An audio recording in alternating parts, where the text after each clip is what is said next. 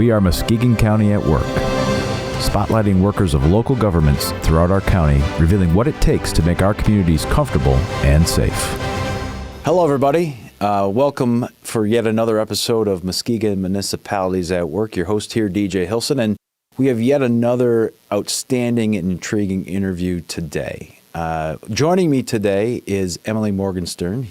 She works for the Muskegon Police Department, but is not a police officer. We're going to find out more about that here in just a second. Hello, Emily. Welcome. Hi, DJ. Thanks for having me. Oh, it's great to have you. So, as I always like to start these conversations out, I want you to talk a little bit about yourself, who you are, what you do, how you got to where you're at today. Yeah, so born and raised here in Muskegon in Norton Shores. Went to Muskegon Catholic. Great Go school. Crusaders. Go Crusaders. I wanted to get away from Muskegon, so I went to college at Loyola University, Chicago. It was great. Being in the big city was fun. But then I realized that I wanted to be a little closer to home. So I actually got a job in Grand Rapids out of college. And I still realized that I kind of missed Muskegon. So I actually interned with the Chamber of Commerce back in 2019. And I really had no idea what a Chamber of Commerce was, but it was so great being in that role. I got to know all of the exciting things that was happening in Muskegon, and I just know that I wanted to be a part of it.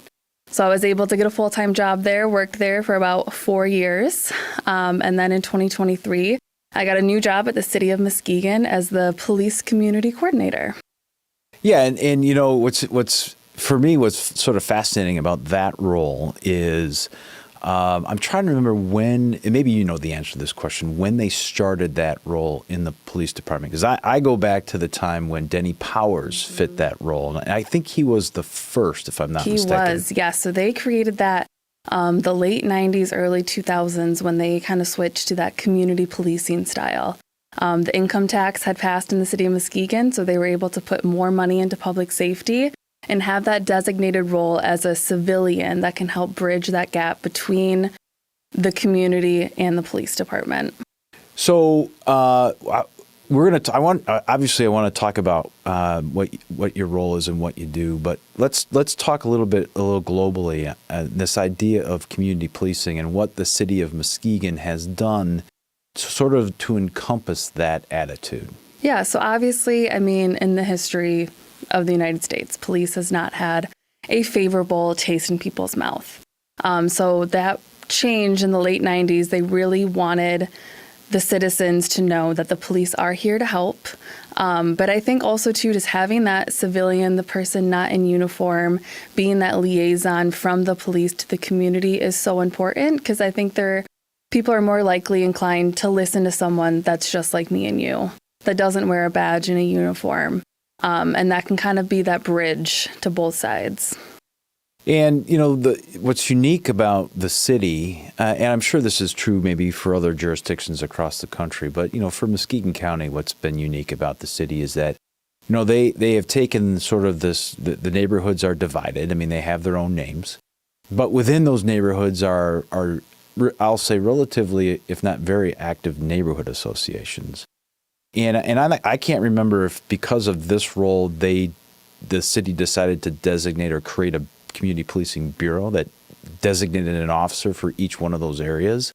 But talk a little bit about how that has made a difference, at least from your perspective, in building that police community relationship. Yeah, I think our neighborhood, we have 15 neighborhoods in the city of Muskegon, and our neighborhood associations, they've been around before the community policing. But I think that's a big part of it, too, because our city is so diverse from the west end to the east end and in the middle downtown. So having those designated officers that know those issues and know those residents is really important. But then also having that civilian person that knows the breadth of the city, because, you know, Beechwood, Bluffton, they're going to have different issues than Angel neighborhood. That's going to have different issues than Nelson neighborhood. So having that person that really knows all the different, you know, flavors of the city and where the police need to do their job is super important. So what's a day in a life like? What is a typical day for Emily when it comes to fulfilling this role? So it's never the same day, which I like, because I like being kept on my toes. So a majority of my role is doing outreach. So that is whether it's having community conversations or events, and then as well as grant reporting, because we have to have funds to get things done. So a lot of it right now, so I'm planning the Citizens Police workshop. So I'm planning an event in November where citizens get to come in and learn the role of an officer, and they get to actually be put in the shoes. So they're going to do like a traffic stop, and they're going to have to think, what are they going to do, when this incident happens. But then also, I'm doing trick-or-treatings right now. It's Halloween, so having the youth, that aspect of it. But then another big thing that we're working on is recruitment. So I'm working with our captain continuously and Chief Kozel on recruitment, and having a marketing background. I'm able to kind of, add in that. So we're reaching out to, college young people. We're reaching out to certified police officers right now. So it's a lot of different things. But I love it because it keeps me busy. Absolutely. Well, I want to talk a little bit more about the Citizens. It was called the Citizens Police Academy. I like workshop. That's a nice ring to it. Obviously, you've said it's sort of putting citizens or giving citizens the opportunity to see what it's actually like to be a police officer. Talk to me, or not to me, but talk to me and the folks here about why that workshop has been so successful and why it's important that people get a chance to see what it's like. I think so. We're huge, especially Chief Kozel is on the different touches we have on the community. So most of the time, people are going to interact with police in a negative setting. They're either going to be pulled over for a traffic stop, or they're going to have to call 911 for an emergency. And sometimes when you call 911, they're not always happy with what the police officers do. So in this workshop, we're able to give that background about everything that's happening with an officer. So what's happening before they come and, you're calling 911, what's happening when they pull you over, why they pull you over, and all the other things about their jobs that, an average person doesn't usually get to see. So it starts off with presentations. We talk about use of force. We talk about how, most of the time we're not drawing our guns. And if we do, we have to submit a lot of paperwork. And everyone knows when we do that. We also talk about de-escalation. Police, especially in the last 5 years, have had a lot of training in de-escalation to, not escalate situations further. And then also our co-response team. So our social worker from Health West is paired up with a mental health officer. We talk about that. But then we also get to have people, it's called Milo. It's kind of like a video game. They're on a 911 call, and they're able to talk back to that. And they get to see the situation, the video changes on how, they respond. So it's really interesting. And then we'll have our officers there kind of explaining, this is what I would have done, or this is why you don't do that. And I think everyone walks away with a better understanding. The citizens walk away with a better understanding, but then I think the officers walk away too with a better understanding of what citizens really think about them in their profession. This may be an unfair question, but I'm going to ask it anyways. What kind of feedback do you get, at the end? Because how long is that? Is it like a 12-week deal? I can't remember how long. So it's actually just a one day. We used to do a 16-week workshop, but we realized that not everyone has that time anymore. Yeah. So this will be our 4th time doing this one-day workshop, and the feedback has been mostly that citizens don't realize everything that's going through an officer's head when they respond to a call. They realize that, they're not just pulling people over for the sake of pulling people over. And I think they walk away with a greater respect of all the training that our officers do have for any situation they might be in. So how does somebody learn more about it, or more importantly, sign up? How do we do that? Yeah, you can go to City of Muskegon's website, also our Facebook page, Muskegon Police, and October 29th is when we need to have people apply by. And is this open to anybody, or do you have to be a City of Muskegon resident? It's open to anyone. We prefer our residents, but we also have a few people that don't live in the City of Muskegon that are actually thinking of a profession in law enforcement. So that's great too for those younger people to kind of get their toes in the water. So let's talk a little bit about recruitment. I mean, obviously over the last, I'll say 4 to 5 years, it's been hard. Not only here in the city, but across Muskegon County and across the state, across the nation.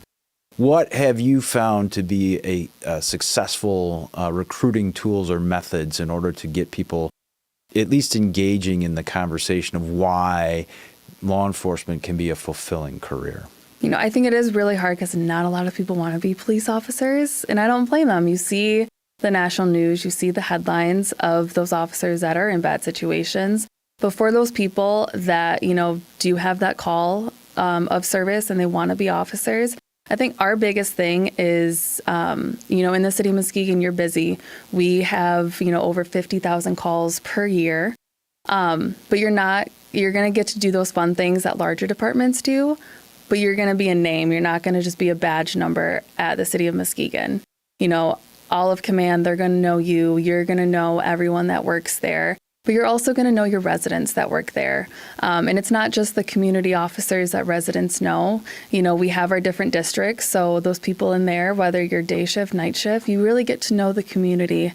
And I think for our officers that want to be, you want to be an officer because you want to serve. And I think you really get that satisfaction in the city of Muskegon of knowing that you are doing a good job and it's not going unnoticed. So, as you mentioned, I think in sort of the beginning, obviously you've got you wear a lot of hats. It's quite clear, and some important ones. So let's talk a little bit about building that relationship between community and law enforcement, and some of the either things you do or the events that you have been a part of that have really helped develop and strengthen that relationship. One thing that we started doing in the last year and a half, because obviously police in the Black community don't have a great relationship. So Chief Kozal and I, we've identified community members that are Black men, and we have just sat down with other officers and we've listened to them. And they've shared their experiences either with our police department or other police departments. And we were just in a room, we've met probably 4 or 5 times, and we just sat down and listened. And I think that's been the biggest thing is listening. And I think that's been the most productive thing because now we're able to go back to our officers. We have all the training they do, but we're like, hey, let's think about it through this lens. And I think that's been the most important part is being able to sit down with people. Because, myself, I haven't had any negative interactions with police, but I want to help fix the people that have had negative interactions. And then I think having those people that have had negative interactions, being able to sit down with a police officer, not in uniform, and be like, okay, this is what's going through my head when I came to your call. And I think that just mutual understanding has been amazing, and it's gotten thus far. So then our officers are able to go back, so that's been in that conversation. They're able to go back to their coworkers and be like, hey, let's think about this. When we're on a call, let's think about this perspective. And then those community members are able to go back to their communities and be like, hey, have you thought about this? When you're getting pulled over for a traffic stop, this officer was thinking this, not you're Black, I'm going to pull you over. And I think that's just been huge, that listening and that mutual respect that I found with this. So the power of communication, right? Yes. It's amazing what you can get accomplished by simply sitting and having a conversation. Yep. So now, kids, young people, how has sort of the I guess the area of, I won't say recruitment, but, engaging with young people, how has that sort of evolved over time, in particular now that you sit in this role? Yeah, I think we've done a lot of different engagement with youth. We've started 3 years now. We've done pop-up parties in our neighborhoods where we have police and fire. We shut down a street. We have ice cream. We have games. We have music. And that's a really great interaction for those kids. And we've noticed, for the most part, some of the kids, I remember one time I think this girl was probably 2, and she was there with her mom, and she was so shy. She was scared. Her mom let us know, though, the police have been to her house before. It wasn't a positive experience. So then one of our officers, who has kids of his own, was able to talk with that kid, and that kid was so happy at the end of it. And we've noticed, those younger kids, from 2 to probably 12, they're always happy to see police officers. It's when they get into middle school and high school that they're not super happy. Whether that's been, they've just been told, don't trust the police, or they've seen, negative interactions with police officers in their homes before. But I think really grabbing those middle school and high schoolers, which we have our resource officers in both schools, and just being able to have those positive interactions with the kids is super helpful. Whether it's just an officer asking the kid, how are you doing today? Or handing them an ice cream cone, I think is so important. And we've also noticed with high schoolers, because now at Muskegon High School, they have the academy style learning. Those kids are thinking more about their careers, and these kids are seeing that they can actually be an officer, and they can be an officer in their hometown, which we would love for that to happen. But I think just having those little touches all the time contributes to that bigger picture. Yeah, I mean, I think that's super important. Far too long, I think sometimes kids, in particular the teenage to young adult, I won't say get shoved to the side, but, I think they're starting to recognize that they have a voice and their voice matters. And as adults in particular positions, we want to hear that voice, right? I mean, yeah. Because again, we need to. From your perspective, I mean, it's a great recruitment tool.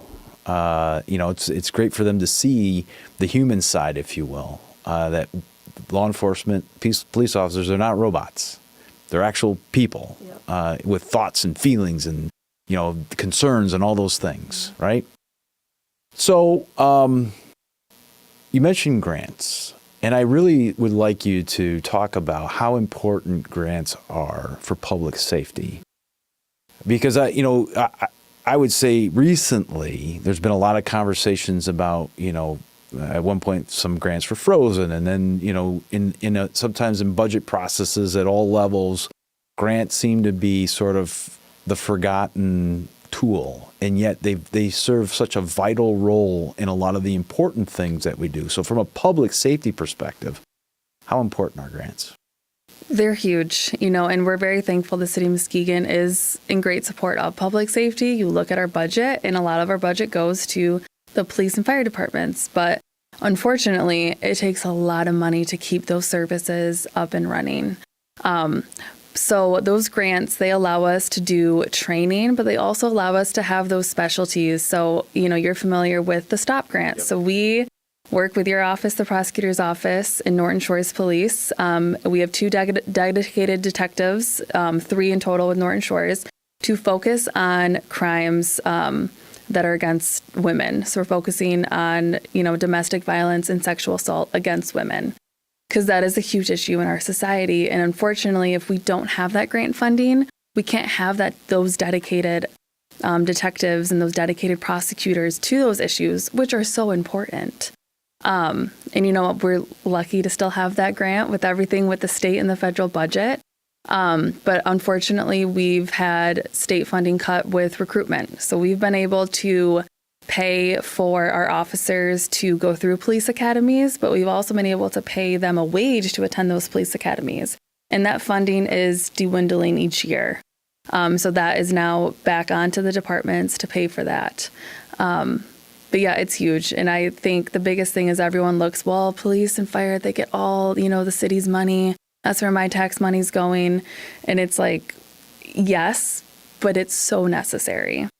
Right. Well, when you call 911, you hope that somebody shows up. Yeah. Right? I mean, and it doesn't take, 3 hours. Exactly. No, I mean, I really do think it's important that people understand that there isn't an ever-ending stream of funds to do certain things that people, I think, if you just explain to them, like the STOP grant, if you explain to them the program, oh yeah, I want that. Okay, well, here's what it's going to take in order for us to do that. And so I'm glad to hear your perspective on that, because I do think that it's really, really important we don't forget that additional funding from outside sources is good for public safety. Yeah, and necessary. All right, so what's coming up? I mean, what any kind of bold ideas that are swimming through your head on any of these issues that we've talked about that we can look forward to? Maybe the city of Muskegon Police exploring. I think the biggest thing is just working on recruitment to getting us full staff, so then we can continue to do the things that we are doing.